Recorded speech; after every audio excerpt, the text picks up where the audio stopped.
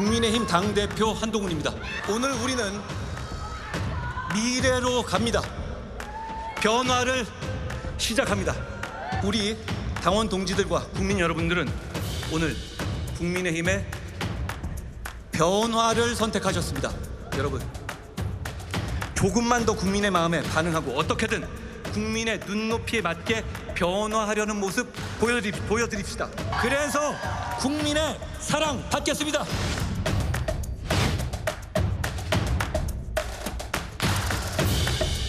지난 총선과 이 당대표 선거에서 보여주신 민심과 당심, 분명히 저에게 변화를 요구하셨는데요. 민심을 잘 받드는 진영을 잘 구축하도록 신중하고 차분하게 진행할 것이라는 말씀드립니다. 우리 당이 변화해야 되고 변화하는 모습을 신속히 보여달라는 지난 전당대회에서의 당신과 인심을 따르지 않을 수 없습니다. 좋은 인선을 해서 제가 새로운 변화의 모습을 보여드릴 수 있도록 노력하겠습니다.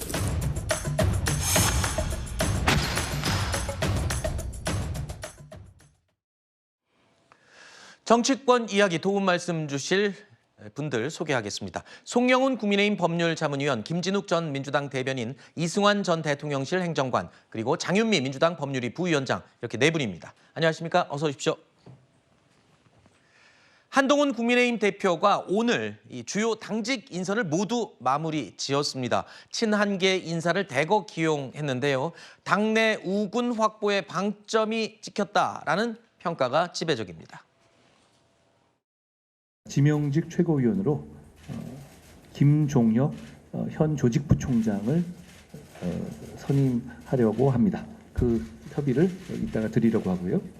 이건 뭐 협의 대상은 아닙니다만 말씀드리면 수석 대변인으로서는 곽규택 의원과 한지아 의원을, 전략부총장으로는 신지호 전 의원을 소직부총장으로, 정성국 의원을 선임하고자 합니다.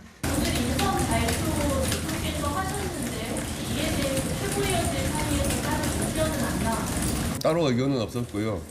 뭐 의견은 없었습니다. 예. 오늘 인선은 친하게 인사가 많은 것 같은데요. 행정 인선을 평가할 수 있습니다. 뭐 인선에 대해서 대변인이 평가할 부분은 아니고요.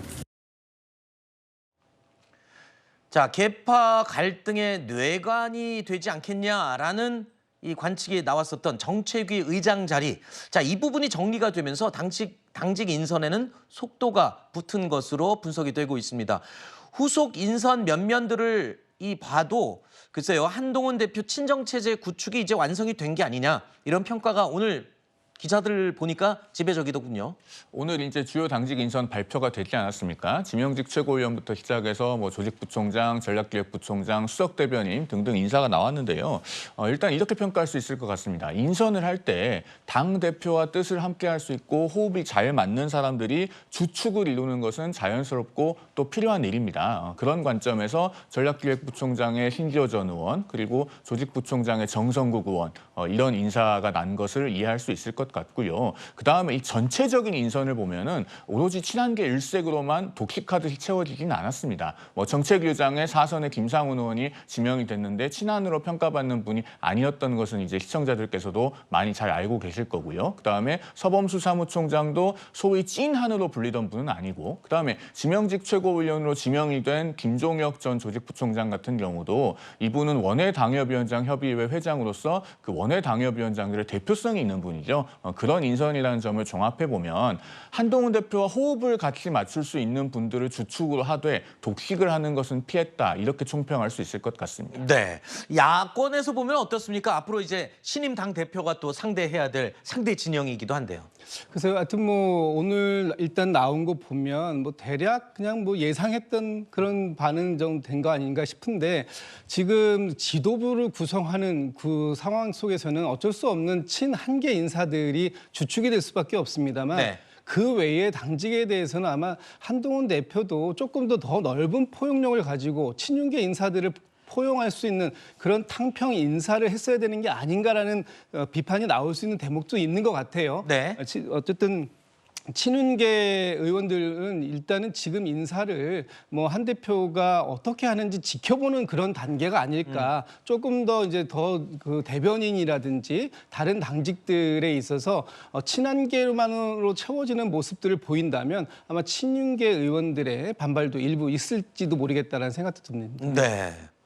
탕평을 했으면 하는 아쉬움이 있지만 탕평보다는 안정을 택한 한동훈 신임 대표의 새 대표의 당직 인선이었다. 뭐 이렇게 정리가 될 것 같습니다. 그리고 김상훈 정책위 의장의 경우에는요. 절차상의 단계가 마지막에 하나가 남아 있습니다. 아직 오늘 오후에 있을 의원총회에서 추인 절차를 거쳐야 이제 최종 임명이 되는 건데요. 뭐 이 절차에 대해서는 당내에서 큰 뭐 이견은 없겠죠. 오늘 오후인데.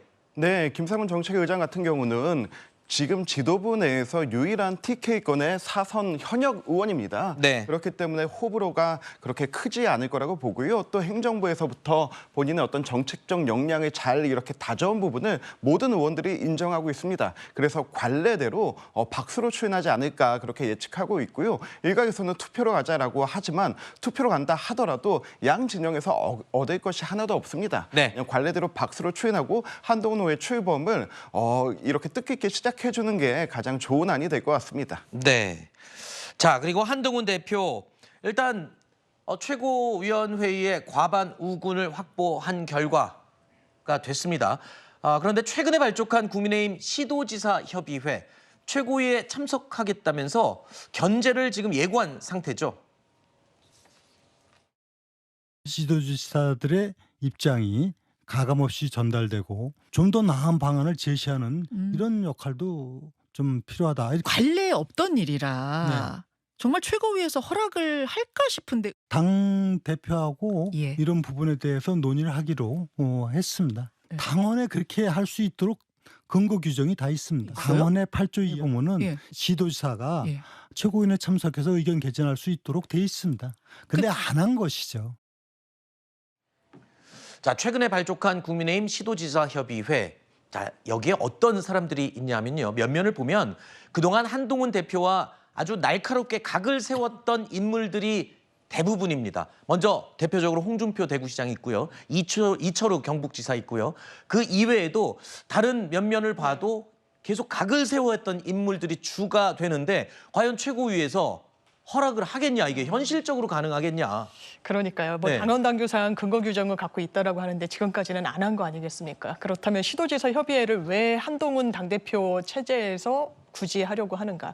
짚어주신 대로 홍준표 대구시장, 이철우 경북지사 만나주지도 않았습니다. 이 당권 레이스 중에는 아예 만남조차 하지 않았고 충남지사 마찬가지고 또 거기에는 누가 있습니까? 지금 오세훈 서울시장도 시도지사 협의회 한 일원으로 이제 들어가게 되죠. 차기 대권과 관련한 경쟁 주자 성격이 굉장히 강합니다. 그렇다면 국민의힘에 깊이 뿌리내리지 못한 한동훈 이 체제에 대한 어떤 견제 그리고 이런 부분 아마 한동훈 당대표의 의견이 많이 반영된 건 아닌 것 같습니다. 하지만 네. 이런 흐름을 한동훈 대표가 뭐 본인의 의사로 그냥 막을 수 있을까? 이미 하겠다고 시도지사들이 공언을 한 이상 일단 불편한 이런 공생관계는 계속될 것 같습니다.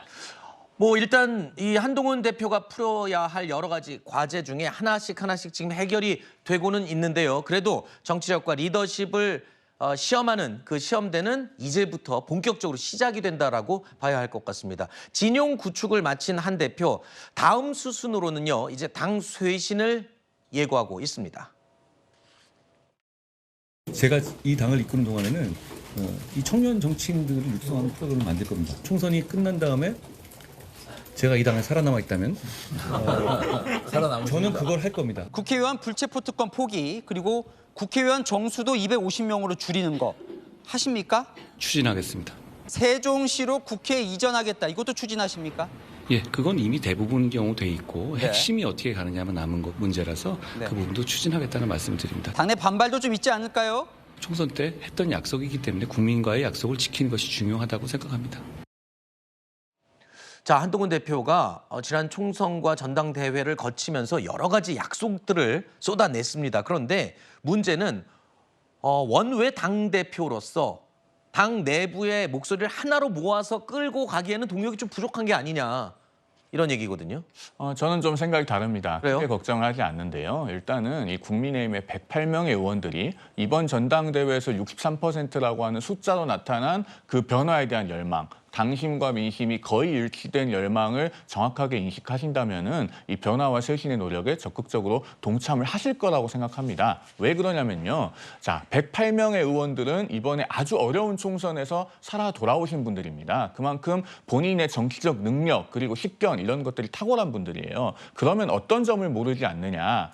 정치라고 하는 것은 선거 때가 돼서 갑자기 잘하려고 한들 국민들께서 그걸 쉽게 알아주시지 않습니다. 우리가 이번 총선에서 다 경험해보지 않았습니까? 그 네. 건강이라고 하는 것이 네. 우리가 평소에 먹고 자고 생활하는 것의 총합이듯이 선거에서의 득표와 지지율도 우리가 평소에 어떻게 정치를 해왔느냐의 총합이에요. 네. 그러면 2026년 지방선거에서 승리를 하려면 지금부터 잘해야 됩니다. 네. 그때 가서 잘해서 되는 것이 아니거든요. 108명의 의원들께서 개개인이 다 그런 점 잘 인식하고 계시리라 믿기 때문에 네. 저는 크게 걱정은 하지 않습니다. 최근까지 여당 패널들이 그런 얘기를 했습니다. 여당 내부가 너무 혼란스러우니까 빨리 전당대회 끝나서 새 당대표가 뽑히면 뭔가 하나씩 정리될 것이다 라고 희망을 갖고 있었는데 글쎄요. 한동훈 대표가 윤 대통령과도 먼저 제안해서 회동을 했고 이런 식으로 당내 중진 인사들도 식사도 하고 만나고 하면 좀 해결이 돼 가지 않을까요? 그래서 그건 뭐 희망과 기대는 누구나 할 수 있는 거죠. 그러나 정치 현실이 엄혹한 상황 속에서 이게 희망과 기대만큼 그대로 흘러가지 않을 거라는 것을 우리는 또 경험상으로 알고 있지 않습니까? 네. 예를 들면 지금 한동훈 대표가 당의 쇄신을 얘기하는 중에 국민의 눈높이와 맞추는 또 그 국민과의 약속을 지키겠다고 하는 부분이 굉장히 강조를 하고 계신데 네.